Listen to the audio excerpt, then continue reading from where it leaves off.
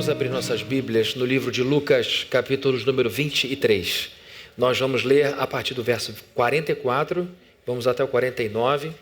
Nós ainda estamos na mesma região da Bíblia das últimas semanas, porque esse texto ele é muito rico e eu acho que ainda há coisa aqui para a gente poder explorar e aplicar para a nossa vida.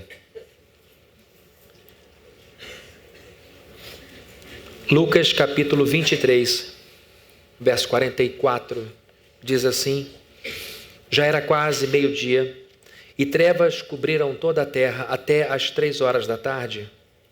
O sol deixara de brilhar, e o véu do santuário rasgou-se ao meio. Jesus bradou em alta voz: Pai, nas tuas mãos entrego o meu espírito. Tendo dito isto, expirou. O centurião, vendo o que havia acontecido, louvou a Deus, dizendo: Certamente este homem era justo. E todo o povo que se havia juntado para presenciar o que estava acontecendo, ao ver isso, começou a bater no peito e a afastar-se.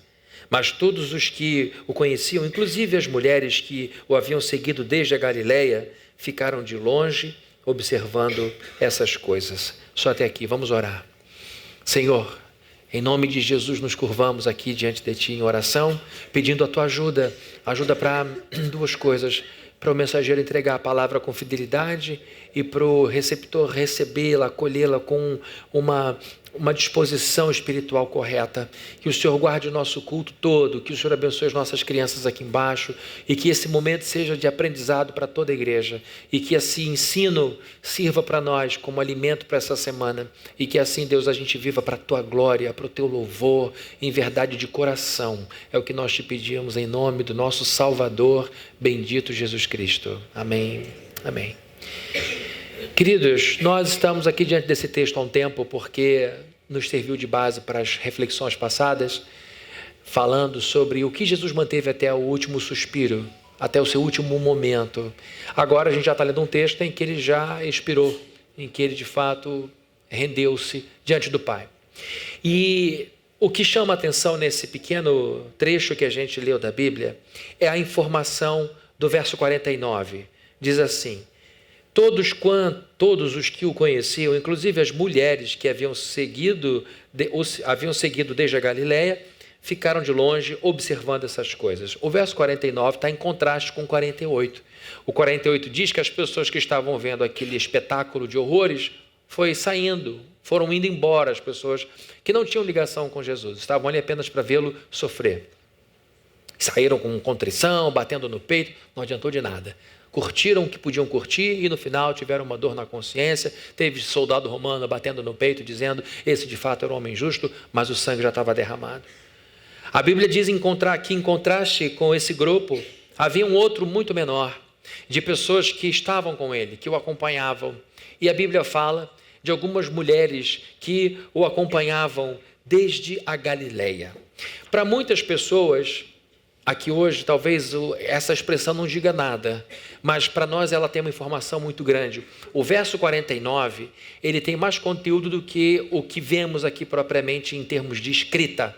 Quando a gente olha aqui, temos algumas linhas nesse verso, mas as aplicações, o ensinamento desse verso, ele ultrapassa o espaço físico que ele encontra aqui na Bíblia. Como eu acho que a nossa alma ultrapassa o espaço físico do nosso cérebro. Eu acho que a nossa cabeça não consegue conter todo o nosso ser, ou pelo menos todo o nosso entendimento de sermos humanos. Então, quando a gente olha para um verso como esse e vê a informação de que havia um grupo que permanecia, que ficava ali, mesmo diante de Jesus morto, e uma parte desse grupo era composto de mulheres que estavam com ele desde a Galileia, o que essa informação nos traz de importante é o fato de estarem com Jesus desde o começo. A Galileia é o lugar na região de Israel onde Jesus Cristo foi criado. Ele não nasceu na Galileia, ele nasceu na Judeia, mas ele foi criado na Galileia. E lá ele começou o seu ministério. E aqui estão mulheres que desde lá o acompanhavam. E o que é mais lindo aqui é ver que elas permanecem ali, mesmo sem fazer nada. O amor que elas tinham pelo Mestre, o compromisso que elas tinham com Jesus, era tão grande que nem vivo ele precisava estar para que elas continuassem perto dele. E elas estavam ali com um sentimento horroroso, que é o sentimento de impotência. Quando você quer muito ajudar alguém e não sabe como, não tem recurso emocional, financeiro, não tem influência, não tem o que é necessário para aquele problema ser resolvido. Elas não tinham influência, elas não tinham autoridade, elas não tinham nada. Mulher era muito pouco valorizada naquele tempo e agora elas estão ali de longe observando. É o que elas podiam fazer naquele momento, observar, sem saber exatamente o que iria acontecer ali, porque a tristeza havia tirado do entendimento deles todos que Jesus ressuscitaria. Jesus mesmo disse várias vezes que ele morreria, mas ao terceiro dia ele ressuscitaria. E todos eles se entregaram ao desânimo, e aqui não há nenhuma condenação, é apenas uma constatação do que a Bíblia fala. Então elas estão aqui, desde a Galileia.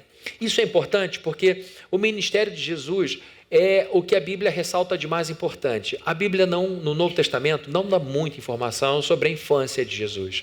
A Bíblia não fala muito sobre os primeiros anos do Senhor, antes dos 30. A maior parte da vida de Jesus, vida biológica, vida física, é uma eterna interrogação. Não eterna, né? Mas é uma grande interrogação enquanto a gente estiver do lado de cada história. Mas a Bíblia não se preocupa muito em dizer como Jesus gastou os primeiros anos, como foi a criação dele, como foi a interação dele com a família, com os seus irmãos. E a Bíblia nos apresenta, então, um salto dele para os 12, depois dos 12 para a vida adulta. E agora, nesse período final, nos seus últimos 3 anos, é o que de fato consta majoritariamente no Novo Testamento. Os evangelistas relatam os anos ministeriais de Jesus Cristo, que aconteceram dos 30 aos 33 anos. Mesmo para aqueles padrões da época, ele morreu cedo. Ele não morreu como um ancião, ele não morreu como um homem idoso, ele morreu precocemente. E sobretudo pelas coisas que ele disse, não tanto pelas coisas que fez. Ele fez milagre no sábado e deu problema? Sim, mas não foi isso que o levou à cruz. Foram as afirmações que o igualavam a Deus, que o colocavam ao lado de Deus. E agora Jesus Cristo morto, essas mulheres continuam com ele. E estavam com ele desde o começo, desde a Galileia, quando Jesus Cristo começa o seu ministério. Ele não começa na Judéia. Tudo em Jesus ali, nesse quesito ministerial, é invertido. Porque se alguém quisesse fazer sucesso em Israel, ficaria na Judéia. Ele começa na Galileia. Ele era carpinteiro e não estudante para rabinato. Ele faz as coisas ao contrário, com isso vai mostrando a sua superioridade. Ele começa tudo de uma forma diferente. E nesse momento, lá no início, ele vai trazendo para si seus primeiros discípulos, vai montando a sua equipe e com essa equipe permanece ao longo desses 3 anos super intensos. E a Bíblia diz que essas mulheres o seguiam desde lá. Então vamos acompanhar um pouco a história dessas mulheres que nesse texto que acabamos de ler se encontram diante de uma cruz com o corpo do mestre dependurado. O corpo de Jesus está pregado naquela cruz, não há vida alguma, seu coração parou, seus órgãos pararam e agora fica ele lá padecendo o seu corpo exposto ao mundo e elas diante do Senhor ali, dando ao Senhor a última gota de honra que podiam prestar. Estavam agora esperando o próximo capítulo, que era domingo, o dia em que elas poderiam limpar o corpo do Senhor, porque ele foi morto numa sexta-feira e não haveria tempo hábil para que elas limpassem o corpo sem que invadissem o sábado, então cometessem o pecado de quebrar um dos 10 mandamentos, que era de guardar o sábado. Bom, essas mulheres seguiram Jesus Cristo desde a Galileia, ou seja, em primeiro lugar, desde quando Jesus ainda era um desconhecido.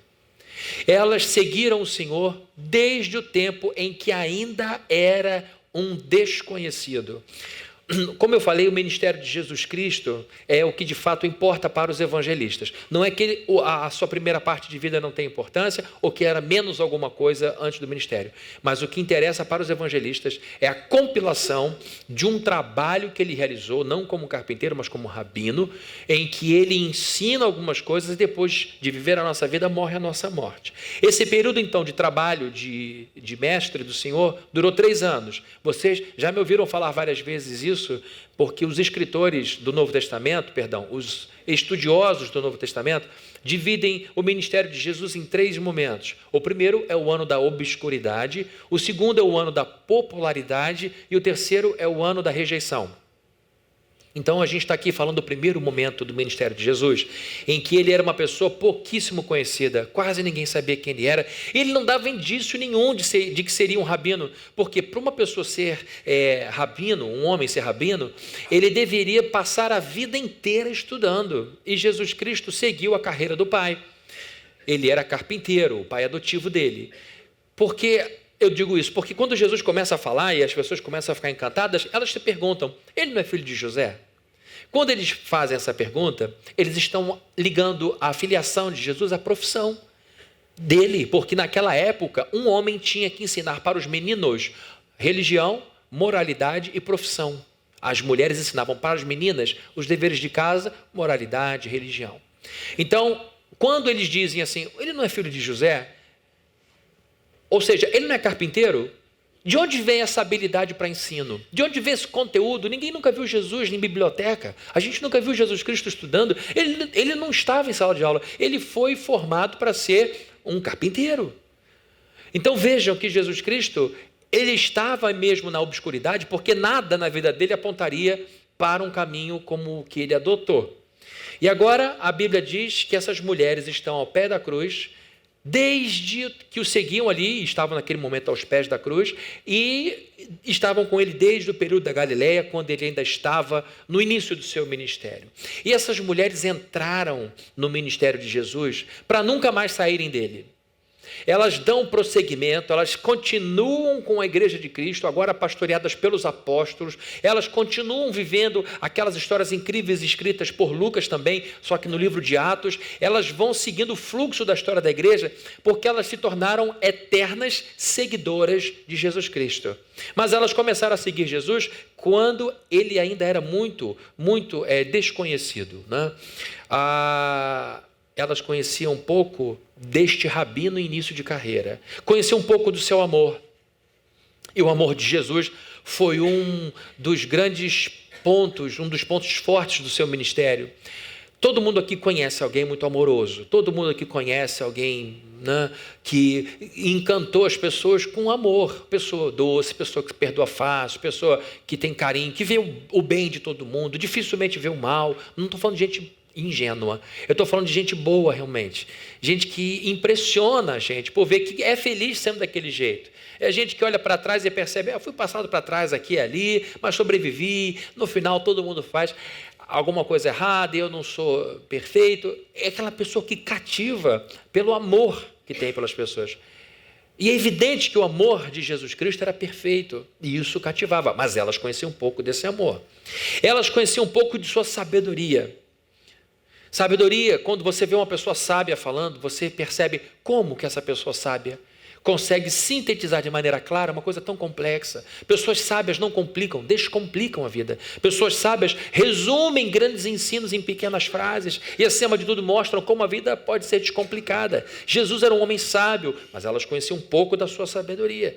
Elas conheciam um pouco de sua coragem. E vou dizer, conheciam muito pouco da coragem de Jesus quando começaram a segui-lo. Porque coragem é uma coisa que você usa para enfrentar alguma ameaça. E no início, Jesus Cristo não tinha grandes opositores. Talvez uma desconfiança aqui e ali, dizendo de onde esse sujeito tirou o conteúdo, aonde ele acha que vai, não tendo sido formado. Como é que o cara que quer ser professor nunca sentou numa universidade? Isso é difícil de entender. Talvez essa fosse uma resistência, mas a grande coragem aparece quando ele começa a incomodar os fariseus, quando ele começa a aborrecer saduceus, quando ele começa a confrontar o estabelecido.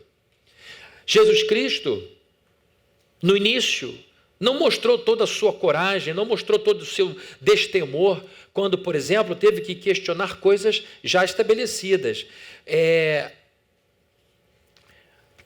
Quando Jesus começa a bater de frente com os fariseus, aquilo se deu porque ele começou a questionar o que aqueles homens falaram por muitos anos. E aí aparece no cenário um jovem que resolve fazer coisas de modo diferente, desafiando o status quo, desafiando as autoridades ainda vivas, os grandes nomes, os grandes doutores, as grandes autoridades. Vem um sujeito que não tem lastro, um sujeito que não tem escola, um sujeito que não tem formação, não tem pedigree, não tinha nada disso, e começa a dizer: isso aqui não é assim, é desse jeito. Aqui estão fazendo zig, mas é para lá que tem que fazer, zag. E ele começa a despertar aborrecimento, e as pessoas começam a querer silenciá-lo, e ele começa a crescer, ele começa a enfrentar, mas elas conheciam um pouco da coragem de Jesus ainda. Essas mulheres que o seguiam desde a Galiléia conheciam um pouco do seu poder. Talvez tenham ouvido do milagre da transformação de água em vinho, mas elas não tinham ainda visto lá na Galiléia o que ele faria com Lázaro, como ele ressuscitou o filho único de uma mulher viúva lá na saída de uma cidade pequena chamada Naim. Era, na verdade, um povoado, uma vila. Jesus Cristo passou por uma situação absolutamente comum, simples, de gente muito humilde, de gente muito pobre. Se compadece e muda a história daquela pessoa, e aquilo teve um impacto muito grande em todos que estavam com ele. Então vejam, essas mulheres conheciam e seguiam Jesus Cristo num momento ainda muito inicial. Conheciam um pouco do seu ministério, tinham muitas perguntas na cabeça, e é lógico que elas foram tomando a decisão de segui-lo, de continuar servindo a ele, com muita questão na cabeça. No livro de Lucas mesmo, no capítulo 8, se você depois quiser ir lá, não vou ler agora, a Bíblia lista algumas pessoas que seguiam Jesus Cristo. Fala lá dos 12 e algumas mulheres. E ele vai citando, Lucas, algumas mulheres, como Joana, como outras, Maria, Madalena, e outras mulheres que serviam o Senhor com os seus bens. Ele destaca aqui algumas mulheres de condição financeira que ajudavam a sustentar, a pagar as viagens, os restaurantes, bancar a comitiva de Jesus Cristo. Jesus era um rabino e era sustentado por essas mulheres também. Então, a Bíblia diz que algumas dessas mulheres o serviam dessa forma, financeiramente. Outras serviam com o seu serviço mesmo, com um braço, com o seu empenho, às vezes oferecendo a sua casa, como era o caso das irmãs de Lázaro, mas a Bíblia diz que eram mulheres devotas, eram mulheres que participavam do ministério de Jesus, e elas recebem uma honra, um destaque no livro de Lucas, capítulo número 8. E é lógico que, como essas mulheres vão, no início, dando os primeiros passos, muita dúvida ainda havia na cabeça. E as aplicações do que eu estou falando agora, eu vou deixar para o final, tá? Então, no final, eu faço as aplicações de tudo isso que eu vou dizer. Só quero que vocês acompanhem a evolução, a história dessas mulheres. Elas, então, começam a seguir Jesus quando ele ainda era desconhecido. Essas mulheres continuam seguindo Jesus Cristo quando ele se torna famoso. Elas vão vendo o ministério de Jesus cada vez mais vibrante, as pessoas chegando, o número de pessoas crescendo, e aquilo foi dando um frenesi, foi dando uma alegria. E a Bíblia diz que chegou um ponto que ele teve que pregar para multidões, e depois ele deu a multidões pão e peixe. Jesus agora é uma celebridade, ele ganhou fama, não havia ninguém mais interessante do que ele naquele tempo. Era convidado para todos os programas de televisão, todos os influenciadores de YouTube, todo mundo queria ter Jesus no seu podcast, todo mundo queria ouvir ele falar. Talvez você seja amigo de alguém que se tornou uma referência na sua área, uma pessoa famosa, e aí a pessoa explodiu, olha, o sujeito está dando aula em Oxford, o sujeito está dando aula em Harvard, o sujeito está na mídia, o sujeito está na televisão, e aí ficam aqueles amigos da rua dizendo, olha, eu lembro fulano e jogava bola junto, a gente comia italiano na húngara, um do lado do outro, até hoje ele me deve um guaraná, aí vem aquelas histórias, a mãe dele, titia fulana, nunca chamou de titia, era dona fulana, virou titia. Todo mundo quer ser amigo de gente que deu certo, todo mundo quer mostrar que está ali ao lado e tem uma história para contar, alguma coisa íntima que só a gente viveu, só a gente sabe o que é comer italiano na húngara, suicídio que era na época, sanitário. Hoje não, hein? Seu Zé vai me pegar pela orelha se ele me ouvir falando do estabelecimento dele. Mas elas estavam com Jesus quando ele se tornou uma pessoa famosa. E ele se torna famoso numa terra que adorava profeta. E eles estavam vendo o silêncio profético. Não havia profeta por 400 anos, agora ele quebra junto com seu primo João, quebra um silêncio profético e eles viram Israel de cabeça para baixo. Jesus Cristo então se torna uma pessoa famosa e o povo ávido por Deus encontra com um rabino glorioso. E ele começa a encantar as pessoas com suas palavras sábias. Ele terminava de dizer, as pessoas diziam, a Bíblia diz que as pessoas ficavam maravilhadas, porque ele ensinava como quem tem autoridade. Ele ensinava com verdade, ele marcava as pessoas, ele realmente fazia o pessoal pensar, fazia o pessoal analisar, fazer conta. João Batista, quando pregava, as pessoas faziam conta, o que eu faço agora da minha vida? Do que eu tenho que abrir mão, como eu tenho que agir? Jesus muito mais. João falou, ele é muito superior, eu não sou digno nem de tirar a sandália dele. Ele começa então a encantar as pessoas com suas palavras sábias, ele inspira as pessoas com sua coragem, ele começa a chamar os fariseus, as autoridades, os intocáveis de raça de víboras. Vocês são como sepulcro caiado, tá? O que é um sepulcro caiado? É um túmulo. Em Israel, os túmulos muitas vezes eram uma vala simples com uma tábua, uma tábua de pedra, por assim dizer, pintada com cal branca, caiada. Então ele diz, vocês são como esses túmulos, por fora tudo branquinho, bonitinho, vocês são lindos por fora, mas por dentro estão mortos, podres. Isso, queridos, tem que ter coragem para fazer. E Jesus fazia e ameaçavam matá-lo, ele saía, se escondia, sumia, vão matar de novo, ele não parava de falar. Teve um momento que ele disse, eu não vou para a festa agora porque eu vou ser pego. De repente ele aparece na festa, falando para todo mundo. Jesus era muito corajoso, não era encrenqueiro, não. Ele falava o que tinha que falar, ele falava sem se esconder. E isso começa a inspirar as pessoas. Ele começa a impactar as pessoas com os milagres. Está o sujeito, de repente, ouvindo Jesus, aí vem alguém correndo com uma necessidade, a pessoa diz, eu não consigo enxergar, e volta a enxergar. O sujeito leproso que é curado, tudo isso vai deixando as pessoas impactadas. Ele se tornou a pessoa da moda, o rabino mais incrível do momento. E ali ele contava com a simpatia de todas as pessoas, e evidentemente que nesse momento é muito bom estar perto de Jesus. Eu, saí na frente, não era nada. Fiz o IPO com ele, investi naquele momento, a coisa explodiu e agora eu sou amigo íntimo de Jesus Cristo. As mulheres estavam então com ele nesse momento vibrante do seu ministério, nesse momento maravilhoso da sua vida. Mas essas mulheres continuaram seguindo o Senhor Jesus, agora em terceiro lugar, quando ele se tornou impopular.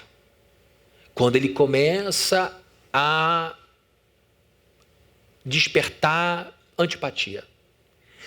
O texto, a Raquel vai projetar um texto para a gente no vídeo wall, de João capítulo 6, versos 66 e 67. Diz assim, daquela hora em diante, muitos dos seus discípulos voltaram atrás e deixaram de segui-lo.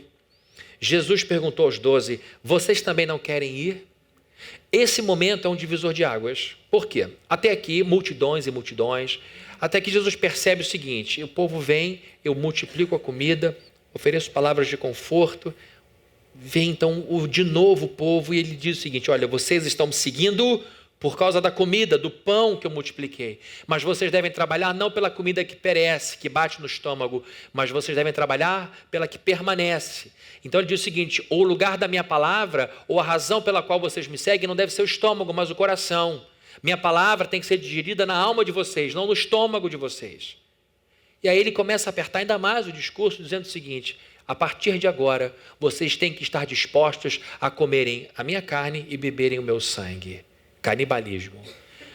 Foi disso que os cristãos foram acusados no começo, quando os romanos, que não gostavam deles e não entendiam os sacrifícios de Israel, ouvindo os cristãos falando da Santa Ceia, nós comemos o que na ceia? Pão e vinho, que simbolizam o quê? O corpo e o sangue de Cristo. Então os vizinhos diziam, esse povo é maluco, porque eles comem a carne de alguém, bebem o sangue de outra pessoa, isso não é religião, não é coisa de Deus, coisa de Deus é do meu livro.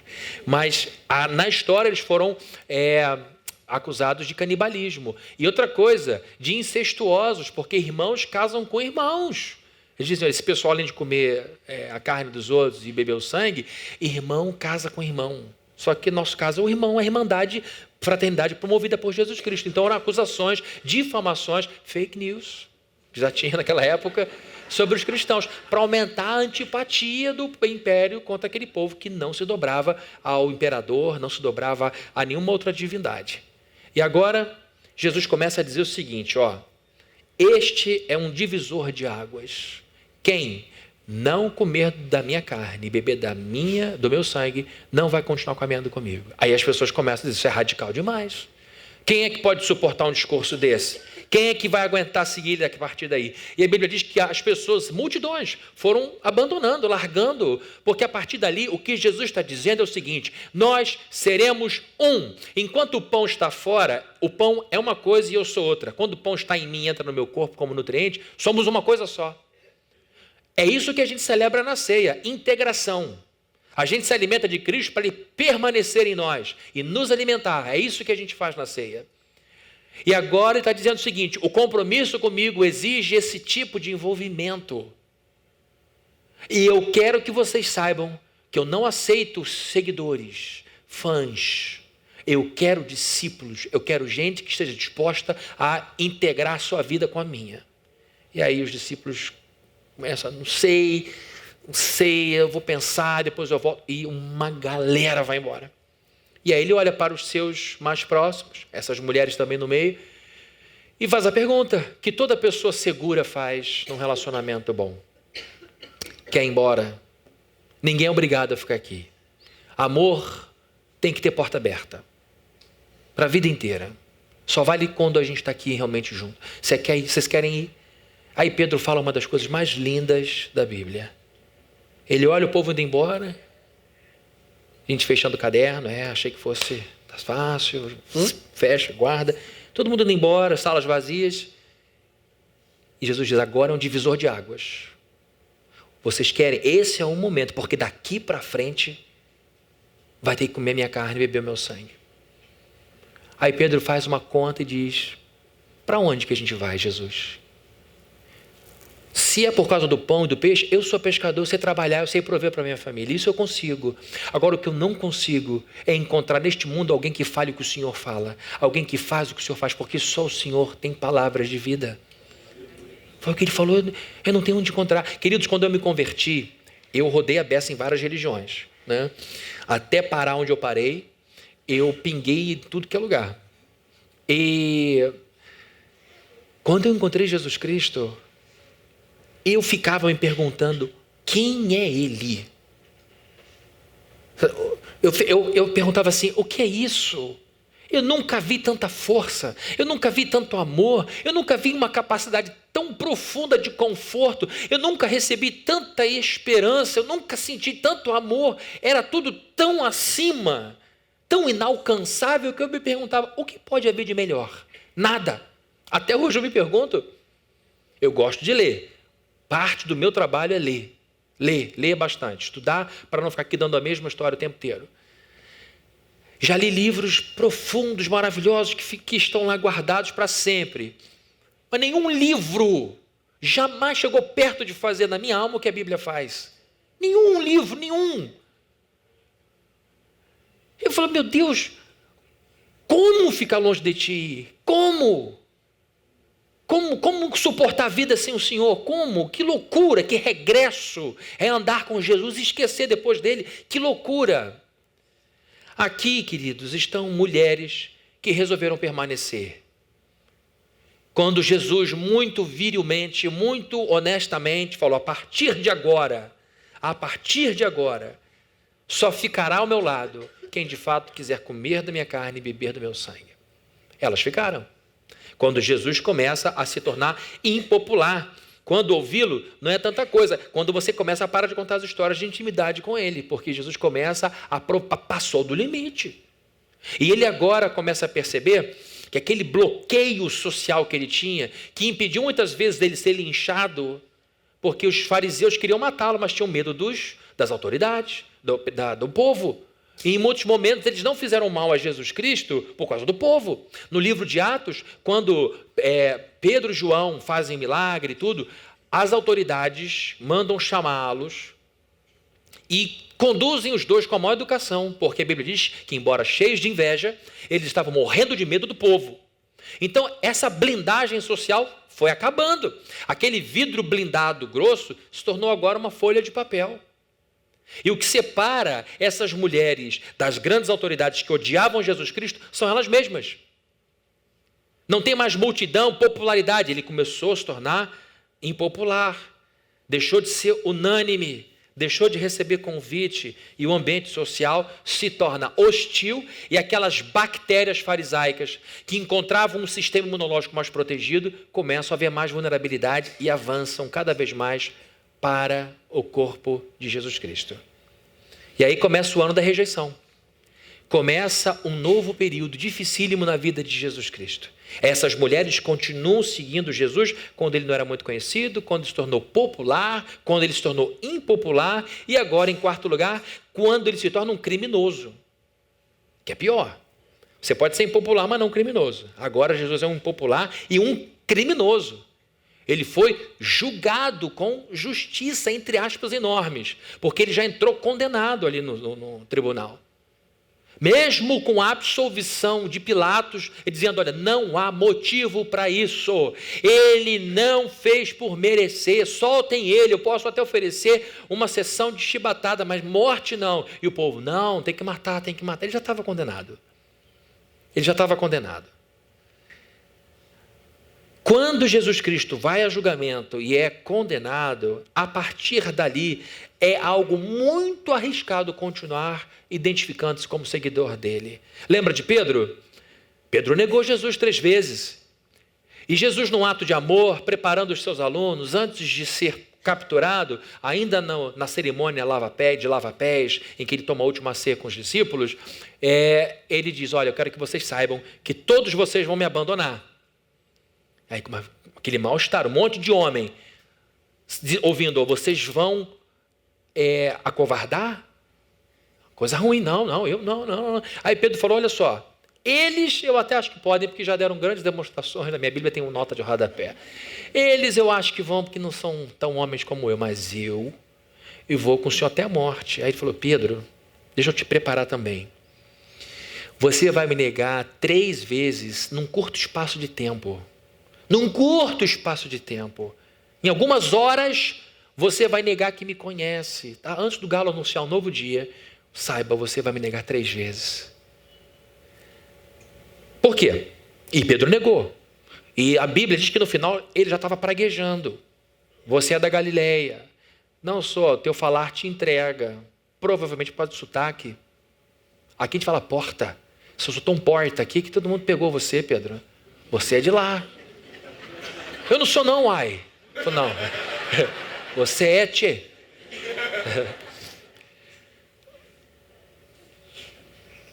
E aí, queridos, ele vai dizer, eu não sou, não conheço. Você imagina a cena, Pedro com aquilo na cabeça.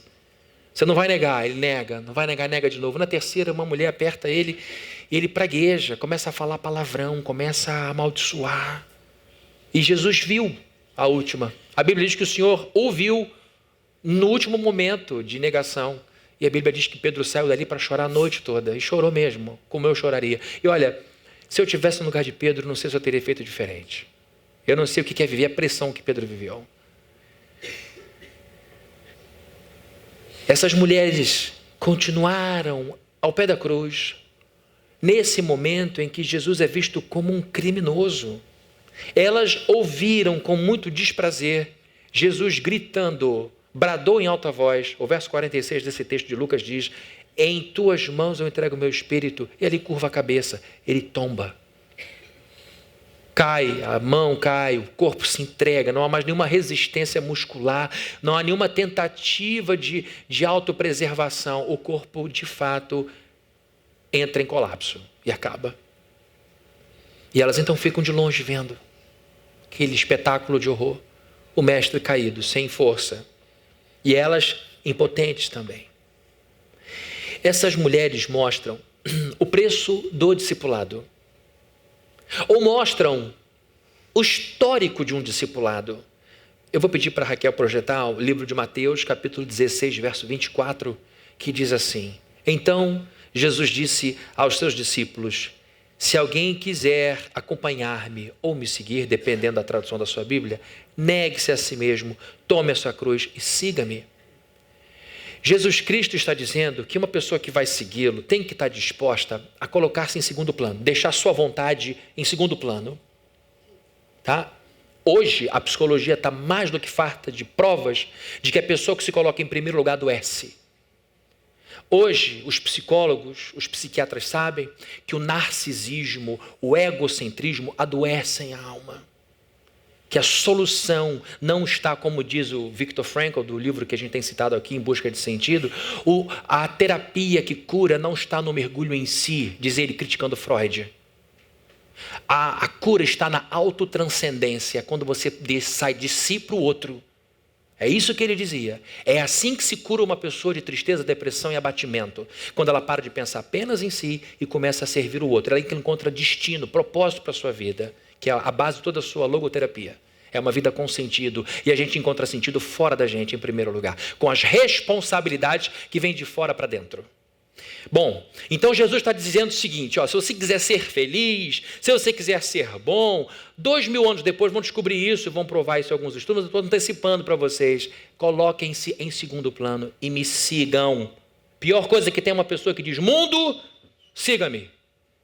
Pior coisa, mamãe, papai, vovô, titio, todo mundo, casa, 1, 2, 3, já, me sigam, façam de mim um rei.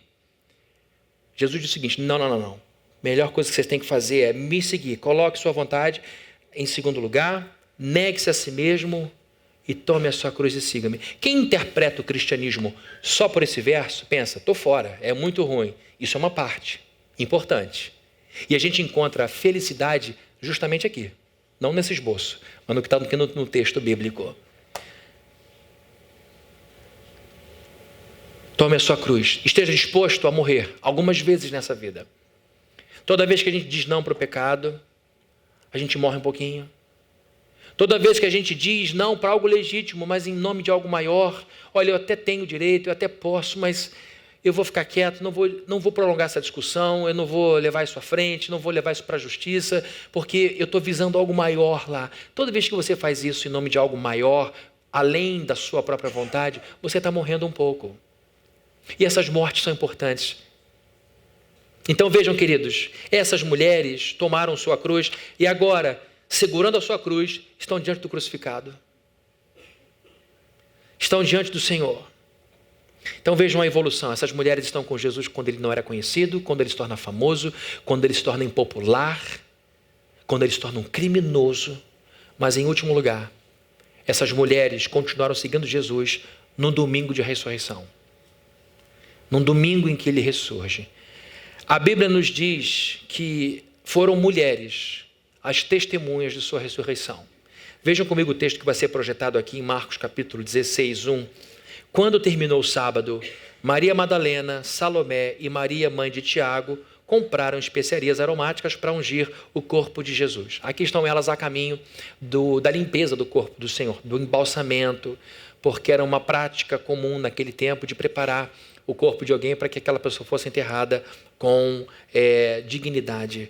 E quando chegam ali, elas se deparam com o túmulo vazio, vocês sabem muito bem essa história, e elas ficam chocadas porque recebem uma incumbência de darem o aviso, o anúncio de que ele tinha ressuscitado para os homens, para os discípulos. Por que isso é importante, gente? Porque no tempo de Jesus Cristo, já falei isso aqui antes, mulher não podia ser testemunha em tribunal nenhum, porque ela era tida pelo sistema, pelo direito romano, como histérica. E quando eu li essa informação num dos livros do Keller, eu fiquei pensando, meu Deus, como Jesus Cristo mais uma vez inverteu tudo. O Keller estava comentando outra coisa e fez menção desse código da época em que mulheres não serviam de testemunha nos tribunais romanos, porque elas eram histéricas, consideradas histéricas para o tribunal romano. Lembrando que o direito romano era o direito mais avançado da época, serviu de base para o nosso direito hoje, você também já me ouviu falando sobre isso, ou seja, um romano tinha orgulho do seu direito. Os juristas romanos eram muito intelectualizados, pessoas muito bem reputadas, e agora Jesus Cristo inverte a ordem, agora o juiz dos juízes ressurge. O jurista de todos os juristas, o criador de todas as leis morais desse universo, as leis morais universais estudadas por Aristóteles, que deram base para o direito romano, que o direito nada mais é do que uma evolução da filosofia, o que Jesus Cristo, o criador de todo o senso de correção e de justiça, quando ele ressurge, ele faz uma correção nos códigos da época e diz o seguinte: no meu reino, que é superior ao reino romano, no meu direito, que é superior ao direito romano, mulher tem muita importância, tanta importância quanto os homens. E elas terão a honra de avisar ao mundo, elas serão as testemunhas para o mundo inteiro, e isso vai ficar registrado para todo sempre, de que eu ressuscitei. Quando Jesus faz isso, ele está se antecipando a toda essa discussão de agora, de empoderamento feminino, de reconhecimento. A gente demora, às vezes, a entender o raciocínio de Jesus Cristo. Ele está lá atrás dizendo, é igual, é a mesma importância. E ele, então, quebra mais uma vez os paradigmas e dá a elas a incumbência. Ele confia a elas a notícia mais importante da história humana. E com isso ele atropela os tribunais romanos e diz: quem legisla sou eu e quem dirige sou eu, na verdade. E elas estão, queridas e queridos, vivendo um momento incrível. Essas mulheres, então, saem correndo e contam a notícia que não cabia no coração. De tão forte que é. Sabe quando você sente uma emoção que não cabe no coração? Sabe o que acontece? Quando a gente recebe uma emoção tão forte que não cabe no coração, emoção positiva ou negativa, a gente tem que extravasar com lágrima. É para isso que serve o choro. Não cabe aqui dentro. Tem coisa que você engole e diz, engoli mais uma. Às vezes a notícia é boa, você não pode comemorar. Porque a pessoa fala, segredo, não conta para ninguém. Só daqui a 1 ano. A pessoa infarta. Tá. 1 ano não vou aguentar. Eu vou ter um derrame, não vou aguentar. Mas às vezes a pessoa tem que suportar, porque ela não tem espaço para duvidar, então ela tem que aguentar aquilo. Engole mais um. Então quando a emoção é muito forte, a gente chora de raiva ou chora de alegria. E agora elas, com uma emoção que não cabia no coração, têm que contar, eu tenho que dizer. Às vezes as pessoas não fazem fofoca, tá? Às vezes a pessoa recebe uma notícia tão difícil que ela não consegue suportar dentro dela, tem que contar para alguém. Ai, graças a Deus alguém me entendeu. Não estou falando de você não, você está falando muito, tem que segurar um pouco mais. Mas o que eu quero dizer, para não me perder, é que essas mulheres estavam agora vivendo uma virada de jogo impressionante. É o time que estava perdendo e que estava lá 7-1, aquela confusão, e de repente começa 7-2, 7-3, 8-7, 9-7, a coisa virou. E agora elas são as primeiras pessoas encarregadas pelos céus de dizerem para o mundo, ele está vivo. Não tem mais uma gota de sangue nele. Inclusive ele está tão gloriosamente ressuscitado que a gente nem entendeu que era ele. A gente não reconheceu, ele está tão glorioso, ele está tão diferente, tão acima, porque ele chegou nesse mundo como um bebezinho frágil, agora a gente o vê como um leão indestrutível. Ele chegou aqui como um réu, agora ele se mostrou que é juiz sobre todas as coisas. Ele chegou aqui passível de morte, agora ele mostrou que ele é imortal. Ele está vivo, mais vivo do que antes. Melhor do que... Vocês gostavam de Jesus, a gente adorava. Vocês gostavam dele como ele era assim, vocês precisam ver agora. É muito melhor. Ele inclusive passa pelas paredes de um lado para outro. Aí na minha Bíblia já mostra isso, que ele entrava nos ambientes sem usar porta.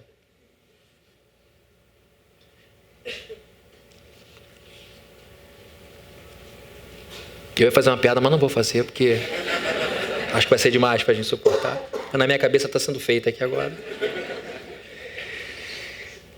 Essas mulheres nos ensinam uma coisa muito importante, que a nossa vida com Cristo não se resume a uma campanha de 7 semanas. Nós não ficamos com Jesus até que Ele atenda a uma oração. Nós não estamos convertidos a Ele por um período da vida, é para todo sempre. Elas estiveram com Jesus quando Ele não era nem um pouco conhecido. E tinham medo.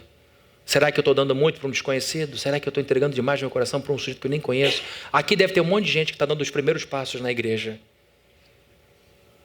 Estou até gostando, tenho o prazer de estar aqui, já comecei até a dar oferta. Se não começou, deve começar, tá bom? Semana que vem você começa. Adoro as músicas, o pena que eu não consigo lembrar as letras, elas são tão maravilhosas, mas eu preciso conhecer um pouco mais. E eu falo isso porque essa aqui é uma igreja muito inteligente. Estou levantando a estima de todo mundo aqui. Por quê? Porque é uma igreja de gente que pensa. E gente que reflete, gosta de saber o porquê das coisas. Entendi, conta comigo. Entendi, não conta comigo. Aristóteles dizia que quanto mais elevado o grau cultural de uma cidade, uma sociedade, mais informação ela precisa. Então, o problema, a virtude é que é bom a gente pregar para pessoas que valorizam o conhecimento. Agora, o desafio é você falar de fé para um povo que só faz se tiver prova. Eu vou, mas desde que esteja provado. Eu vou desde que você me convença. Eu vou desde que eu estiver sentindo segurança no meu conhecimento. E muita gente vai demorando, porque... Mas como é isso? Como é aquilo? Água em vinho? Me explica. Não tem como explicar, amigo. É milagre. Milagre você aceita. Mas se for assim eu não vou. Meu amigo, minha amiga, você aceita um monte de coisa do universo que você não entende. Tem um monte de coisa sobre a sua cabeça, onde é que esse mundo vai, qual é o alcance, tem vida em outro lugar. Um monte de coisa que a gente tem ainda inexplicada, com a qual a gente convive. A fé é confiança. Essa palavra pistis no grego significa confiança. Portanto, é bom a gente ter inteligência, mas de vez em quando o Senhor humilha a nossa inteligência e diz, vai que depois eu te explico. Confia em mim. Tem que ser como Pedro, se é o Senhor que está mandando, eu vou andar sobre as águas. É como Maria, façam tudo o que ele disser, sem questionar. Vá lá e bota onde tinha vinho, põe água, ele sabe o que está fazendo, não tem ideia do que ele vai fazer. Aqui essas mulheres dão demonstração de que para a gente começar a andar com Jesus Cristo, a gente não precisa fazer teologia, a gente não precisa aprofundar muito. O que a gente precisa? A gente precisa intuir, a gente precisa confiar nisso. É só você perguntar ao seu coração, alguém já te deu algo superior a ele? Alguém já me amou desse jeito? Não. Alguém já respondeu minhas orações como ele? Não. Alguém já mudou minha vontade tão rapidamente? Não. Alguém já me fez querer ir para a igreja como ele me faz? Não. Alguém me fez amar uma pessoa detestável como fulano, como ele? Não. Então eu acho que dá para seguir. Dá para seguir. Você precisa dar esse passo, precisa continuar, não pode parar. Porque enquanto você para, a vida continua te batendo. E vai ficando mais difícil. Essas mulheres nos ensinam que uma vez que a gente sinta o cheiro de Cristo, a diferença do seu perfume, é para a gente já dar o primeiro passo, mesmo quando ainda for um desconhecido para você em muitas coisas. Mas o que ele já fez por você é o suficiente para você dizer, nunca vi nada igual. Merece mais um domingo. Merece mais um domingo. Para de faltar. Para de faltar domingo. Por que eu estou falando isso? Porque você é igrejeiro. Não. É porque quando você para um domingo, você fica um tempão sem o outro. Aí depois você perde já não vou. Aí você esquece que esse negócio existe. Aí bate uma saudade, aí até pensa, aí vem, quebra um dedinho, opa. Aí tem uma coisa errada. Aí você vai vivendo de problema em problema e perde o desfrute desse conhecimento que se dá regularmente. E eu digo, domingo é o mínimo, tá? Tem muitas outras coisas que acontecem aqui durante a semana. Elas nos ensinam que começaram a seguir Jesus quando era desconhecido, quando ele começa a ficar famoso, quando ele se torna impopular, quando ele se torna um criminoso e depois como ressuscita dos mortos. Você não precisa saber tudo sobre Jesus. Aliás, isso é impossível. Isto é impossível. O infinito não vai nunca caber no finito. É o que o Lutero dizia. O finito nunca vai conter o infinito. Ele vai sempre te surpreender. Ele vai sempre te mostrar uma coisa que você não imaginava. Ele vai sempre se revelar com uma glória diferente. Ele vai sempre te renovar. E isso é maravilhoso, porque ele é inesgotável. Um cristão entediado perdeu o rumo. Um cristão não tem mais graça. É porque perdeu o rumo. Porque se estiver diante da videira, estiver diante do leão da tribo de Judá, se estiver diante do poçante de Jacó, se estiver diante do Todo-Poderoso, tédio é o que não vai ter na tua vida espiritual. Impossível que alguém fique entediado diante do Cristo do Novo Testamento. Você pode ficar irritado, pode ficar aborrecido, pode ficar extasiado, mas entediado não fica não. A gente não precisa saber muito dele. Eu digo para vocês, eu tenho 30 anos de conversão, praticamente faço 30 anos ano que vem. Gosto de ler, estudar teologia, já estudei bastante. Gente, é muita dúvida que continua ainda. A gente está conhecendo, você vai vendo, meu Deus, eu não sabia. Aí você muda o ramo de estudo, você sai da teologia, vai ler um pouquinho de psicologia. Você vai ver, meu Deus, como Deus tem coisa nesse negócio, como a glória de Deus é maravilhosa na mente humana. Você vai estudar um pouco de sociologia, você vai ver, meu Deus do céu, como a Bíblia é verdadeira em falar de comunidade, de vida social. Você vai vendo que em todas as áreas do conhecimento há algo de Deus para aprender. Então, o que eu quero dizer é que você nunca vai ter todas as informações necessárias para se tornar um bom cristão. A gente vai ter que começar dando esse passo de fé e você precisa muito botar na sua cabeça que desse ano não passa. Nós tivemos agora uma turma de batismo que batizou 61 pessoas. Foi agora em junho, isso. Teremos outro em novembro. Tempo suficiente para você dizer, eu quero estar aqui. Por quê? Porque quando você é batizado, aceita Jesus como teu Salvador, digo, quero que Ele seja meu Salvador, se integra à igreja, uma nova vida começa, novos amigos aparecem, novos objetivos para a sua vida surgem por causa das demandas da cidade. Você começa a olhar para Niterói de uma outra forma, você começa a se ver como alguém necessário para que essa cidade seja melhorada e você vai vendo como Ele vai enchendo a tua vida e você vai dizer para as pessoas, olha, eu não estou na igreja, eu estou em Cristo. E é tão maravilhoso ficar diante dele, que você tem visto ao longo da minha vida, em todas as minhas estações, eu estou sempre na presença dele. E sabe o que é melhor? Para terminar, eu prometo que eu termino agora. Bíblia fechada, ó, esboço fechado. É que enquanto você está com Cristo, Cristo está com você. Isso é que é maravilhoso. Ele nunca vai te abandonar. Mesmo que você o abandone, fique longe, ele vai estar sempre do teu lado. Mas a percepção de que ele é teu é espetacular. Quando você está ali em comunhão com ele, na igreja, vivendo para a glória dele, você vai dizer que essa shalom da minha casa, essa paz do meu lar, tem a ver com o Senhor aqui do meu lado. Você vai reconhecê-lo em todos os seus caminhos. Você vai chegar no seu trabalho, vai arrumar sua mesa, vai botar as coisas. Obrigado, porque o Senhor está aqui comigo. Você vai chegar para a audiência, Deus, morrendo de medo, mas obrigado, porque o Senhor vai comigo pelo vale. Ele vai fazer parte da sua vida em todos os momentos. E isso é maravilhoso. Então é um convite para você aproveitar isso que está sendo oferecido a você gratuitamente.